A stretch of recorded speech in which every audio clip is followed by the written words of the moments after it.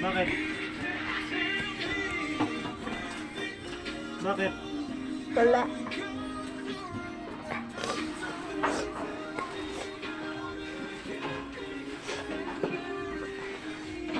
Kakatwa, nakakain ng kinti dito sa kanang ko ang pag-asa. Ano ba yan? Butagilak ka. Nakakadamay ka eh.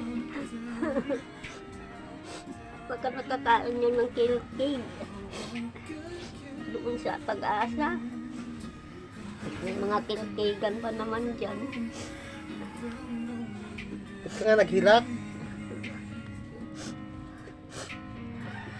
Pag-pray mo daw. Oo nga. Huwag maghilak. Gihilak ka eh.